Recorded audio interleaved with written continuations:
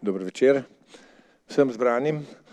Spoštovani gostje, v veliko čast mi je, da bom lahko predavanje ob tej naši slavnostni prireditvi in kot se za tehnično fakulteto spodobi, bo tudi to predavanje seveda na temo tehnologije, ampak tokrat mogoče z malo drugačne perspektive. Torej, človeštvo se že od samega začetka sooča s tehnološkim razvojem. Pred približno milijonom let smo bili navdušeni nad tem, da smo ukrotili ogenj, približno 10 000 let nazaj smo obvladali kovine, danes pa se že pogovarjamo o avtonomnih sistemih in o umetni inteligenci. In podjetje Gartner vsako leto predstavi nekaj najbolj perspektivnih, hitro rastočih tehnologij, ki seveda imajo različne stopnje zrelosti. No, jaz sem si pa izbral nekatere od njih, ki se mi zdijo še najbolj zanimive iz različnih pogledov. Prvo teh področji je umetna inteligenca. To je eno področje, o katerem se zelo veliko govori v zadnjem času. Po eni strani veliko obeta, po drugi strani se pa kar malo bojimo. In področja uporabe te tehnologije so seveda številna. Imamo že čisto v prodaji komercialne rešitve pametnih in avtonomnih robotov, asistentov, katerih namen je bodisi samo pogovor z ljudmi, bodisi neka opravila za človeka, razumejo nas, celo naše emocije že prepoznavajo in za nas lahko postorijo kakšno zadevo. Avtonomna vožnja. Danes že v avtomobilu razreda Golf lahko kupimo opremo, ki je sposobna se izogibati trkom, pešcem, naletom, ampak v prihodnosti se nam da obetajo avtonomna leteča vozila.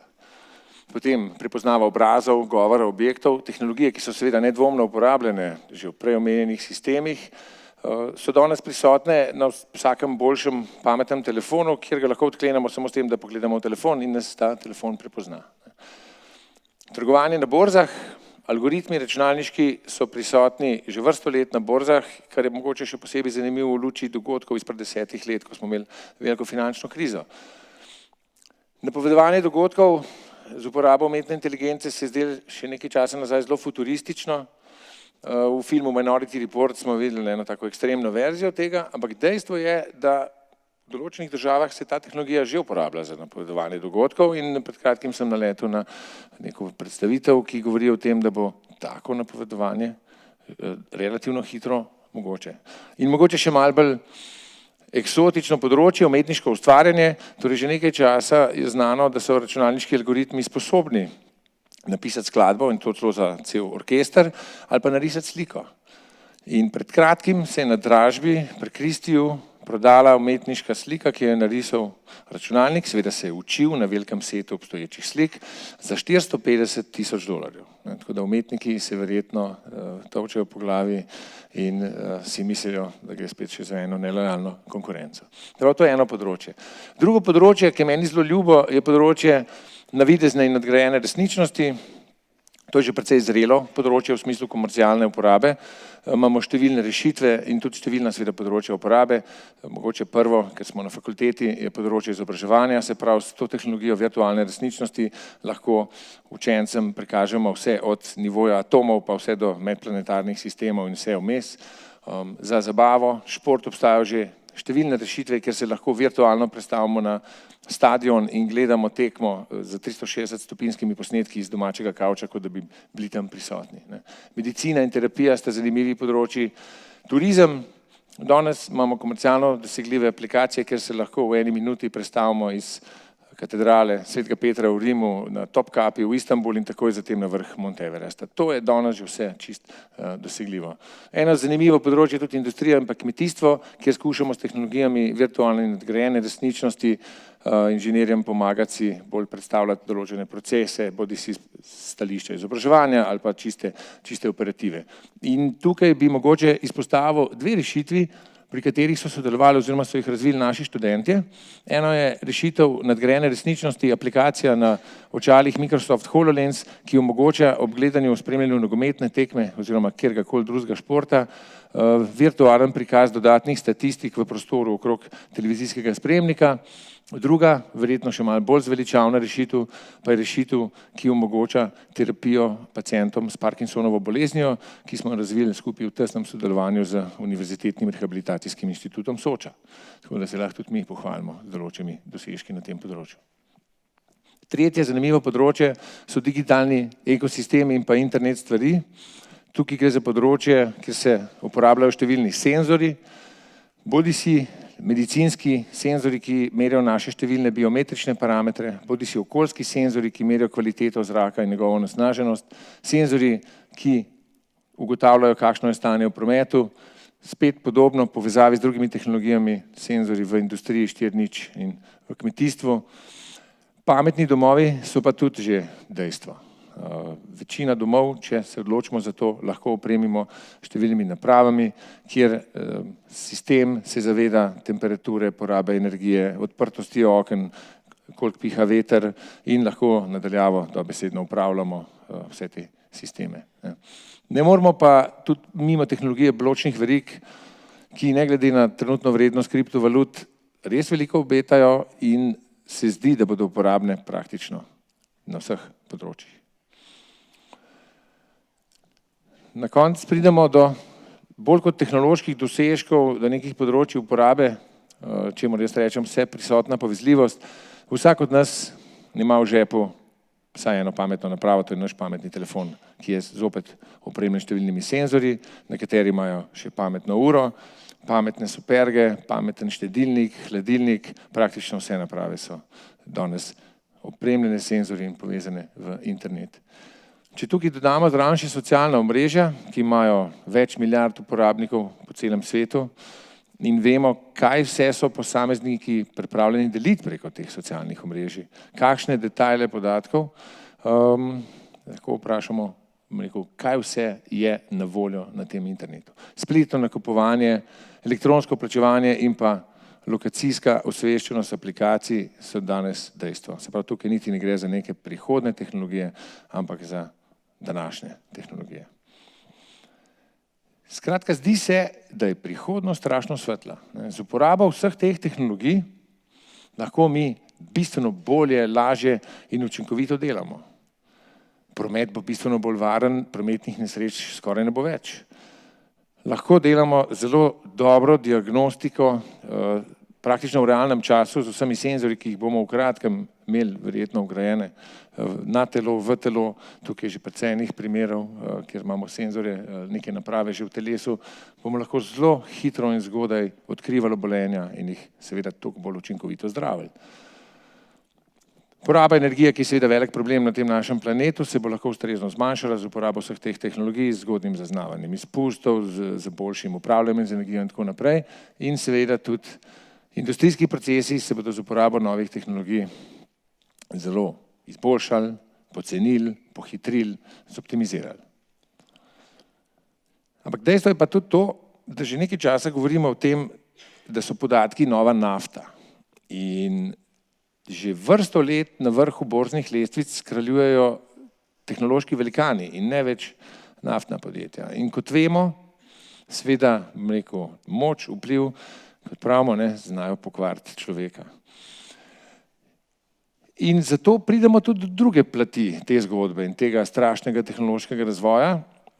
Sploh v zadnjem letu, pa v zadnjih nekaj letih, smo bili priča kar precej nekim zgodbam in nekim škandalom, povezanih z najnovejšimi tehnologijami, socialnimi omrežji, obdelavami podatkov. Verjetno najbolj v nebo vpijoč primer je bila afera podjetij Facebooka in pa Cambridge Analytike, kjer je šlo za, dostop do osebnih podatkov na Facebooku nekaj 100.000 uporabnikov, na podlagi katerih so lahko prišli do podatkov, mislim, da 87 milijonov uporabnikov.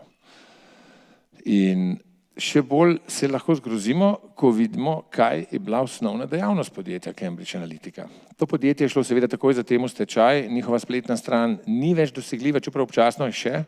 Jaz sem ravno včeraj uspel še enkrat to spletno stran odpreti. Če pogledamo, s čim se je to podjetje ukvarjalo, vidimo, da se ukvarja z oblikovanjem obnašanja ljudi na osnovi podatkov. Bolj konkretno, Ukvarjali so se z političnim oblikovanjem mnenja uporabnikov. In delno so imeli to na spletni strani, delno iz teh skritih kamer je jasno, da so se vodilni možje v tem podjetju hvalili s tem, da znajo prirediti rezultate volitev. In so prav konkretne države omenjali. Zdaj, če to postavimo v kontekst, leta 2016, ko so se zgodila dva relativno majhna, malo verjetna dogodka, se pravi v Veliki Britaniji in v ZDA, ti podatki dobijo čist drugo perspektivo. To je bila ena zgodba. Druga, morda omembe vredna zgodba, je zgodba podjetja Samsung. Podjetje Samsung, tako kot številna druga podjetja množične elektronike, seveda proizvaja televizorje, ki jih je možno upravljati tudi z glasom in tudi z gestami in na druge načine. Zdaj, problem podjetja Samsung je bil v tem, da se je izkazalo, da njihovi televizorji niso poslušali uporabnikov samo takrat, ko je uporabnik pritisnil na gumb, s katerim je želel televizorju sporočiti, naj posluša njegove govorne ukaze, ampak so kar snemali. Televizorji so poslušali dogajanje v dnevnih sobah. Uradno obvestilo in razlaga podjetja Samsung je bila, da so to počeli zato, da so izboljšali delovanje svojih algoritmov za prepoznavo govora. Verjemi, kdor hoče.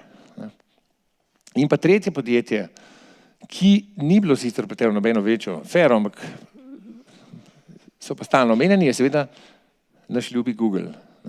Google je brez dvoma podjetje, ki ima daleč največ podatkov o nas uporabnikih. Njihov operacijski sistem Android je nameščen na 82% vseh mobilnih naprav, kar pomeni več milijard naprav. Njihov operacijski sistem oziroma brskalnik Chrome je eden najbolj popularnih brskalnikov. Njihov sistem za navigacijo Google Maps je ena najbolj popularnih orodij za navigacijo. Imajo res številne rešitve, vključno z YouTubeom, ki je najbolj popularno spletišče za videoposnetke. Se pravi, Google ima o nas toliko podatkov kot nihče drug. In dejansko si lahko vsak od nas na njihovi spletni strani pogleda, kaj vse Google ve o nas. In priporočam vsakomur, da si gre to pogledati. To je res fascinantno, kaj Google ve o naši zgodovini brskanja, o našem gibanju po celem svetu, o naših ogledih, posnetkov in tako naprej. Še bolj zanimivo je to, da se v letošnjem letu Googlov tako imenovani Code of Conduct oziroma njihova pravila obnašanja za svoje zaposlene spremenil. Namreč ena od zelo pomembnih manter vsa ta leta, vodil, gesel, je bilo Don't be evil. Letos je to geslo se kar zgubilo in je bilo nadomeščeno z geslom Do the right thing. In Don't be evil se pojavi dejansko samo še v zadnji vrstici tega njihovega Code of Conduct. Morda naključje, morda ne. Kaj je zdaj posledica vsega tega? Seveda potekajo številne tožbe proti tem podjetjem, Facebooku, Googlu, zaradi nedovoljene prepoznave in označevanja oseb na slikah, zaradi nebeleženja naročnikov političnih oglasov, zaradi nedovoljenega lokacijskega sledenja, kljub temu, da je uporabnik izklopil vse to na napravah, zbiranja deljenja podatkov in tako naprej. To seveda je nek, bom rekel, logična posledica, ampak dejstvo je, da kazni, ki jih ta podjetja dobijo, v praksi predstavljajo za njih, bom rekel, zanemarljivo majhne vsote. In dejansko se jih to prav zelo ne dotakne. Ampak tukaj je še en aspekt te zgodbe. Se pravi, tukaj imamo tehnološke velikane, ki res obvladujejo strašno veliko naših podatkov. Imamo pa tudi države, posebne države, in tukaj seveda je na prvem mestu Kitajska. Kitajska je bila tradicionalno vedno neke vrste avtoritarna država. Najprej so imeli cesarje, ki so jih zamenjali za vladavino ene stranke, ampak so pa v zadnjih morda 10-15 letih zelo se odločili razviti se v napredno tehnološko državo in jim gre pri tem zelo, zelo dobro. Se pravi, posledica je, da so zelo dobro informatizirani, povezani, opremljeni z modernimi napravami. In na Kitajskem je najbolj popularna aplikacija WeChat. Kot lahko sklepamo po imenu, je to aplikacija za komunikacijo in dejansko se je ta aplikacija začela kot aplikacija za izmenjavo tekstovnih sporočil. Zatem je prerasla in dobivala nove funkcionalnosti, danes omogoča glasovno komunikacijo, videokomunikacijo, plačevanje, nakupe, celo svojim brezdomcem. Kitajci ne mečejo več kovancev v klobuk, ampak imajo brezdomci okrog vratu obešene QR kode in jih s to aplikacijo poslikajo in jim na ta način elektronsko nakažejo denar. S to aplikacijo lahko rezervirajo letalske polete, železniški prevoz, kupujejo filme, glasbo, praktično vse. To pomeni, da ima eno podjetje, ena aplikacija spet neverjetno veliko količino podatkov o svojih uporabnikih. Seveda lokacijskega sledenja tukaj sploh posebej ni treba omenjati. Če k temu dodamo dejstvo, da je danes na Kitajskem približno 170 milijonov videonadzornih kamer in da je Peking popolnoma pokrit z videonadzorom, do leta 2020 pa planirajo to število razširiti na 450 milijonov kamer, je jasno, da hočejo imeti popolno kontrolo nad svojimi državljani. In da to ne bilo dovolj, verjetno ste že slišali in prebrali, da na Kitajskem svoje državljane, bom rekel, označujejo z nekim indeksom družbene primernosti, tako imenovani social rating, ki ga državljani dobijo na podlagi svojega obnašanja, ki ga seveda zaznavajo preko takih aplikacij. Če povem zelo poenostavljeno, če podpišeš kakšno peticijo, se pogovarjaš o kakšni pobudi zoper državo in tako naprej, ti ta rating seveda pada. Ne samo to, če imajo tvoji prijatelji nizek rating, boš imel tudi ti nižji rating. Tako kot Google PageRank, kjer, bom rekel, je relevantnost določene strani odvisna od strani, ki kažejo nate. To je precej zaskrbljujoče, namreč posledica nizkega ratinga družbene ustreznosti pomeni, da ne boš mogel dobiti dobrih služb, da ne boš se mogel na fakultete vpisati, ne boš dobil kredita v banki in verjetno, torej ena od zagroženih kazni je tudi, da ti bodo zmanjšali hitrost interneta. To se ljudem zdi še najhujše verjetno. Precej, bi rekel, zaskrbljujoče. Tako da včasih se zdi, da sta bila Orwell pa Huxley prava optimista. Ampak seveda, ne smemo biti kot črnogledi. Dejstvo je, da se moramo odločiti, kako naprej v tej situaciji. Na Zahodu vsaj se zavedamo teh problemov in seveda ni rešitev to, kar so delali ludisti v začetku 19. stoletja, ko so razbijali stroje, upajoč, da bom rekel, da jim ne bodo več jemali delovnih mest. Brez dvoma moramo sprejeti to tehnologijo, ki je že tako ali tako vtkana vse pore naše družbe in jo, bom rekel, koristno uporabiti. In tukaj mislim, da imamo nekako dve možnosti, dve poti, ki jih moramo zasledovati. Ena je brez dvoma upravljanje in regulacija neželenih posledic razvoja. In prvi korak v tej smeri, prav letos smo dobili nov evropski zakon, GDPR o obdelavi podatkov, ki nam je seveda vsem povzročil nemalo težav oziroma birokratskih zadev, podpisali smo veliko število obrazcev, ampak osnovni namen je dober in pravi.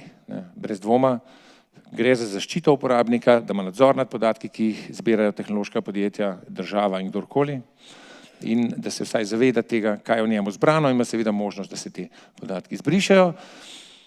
Obstajajo seveda še vrsta drugih zakonov, ne bomo vseh obdelovali, ampak čisto kot zanimivost, prav včeraj dopoldan je na Svetu Evrope v Strasbourgu v okviru Komisije za učinkovitost sodstva bila sprejeta etična listina o uporabi umetne inteligence v sodstvu.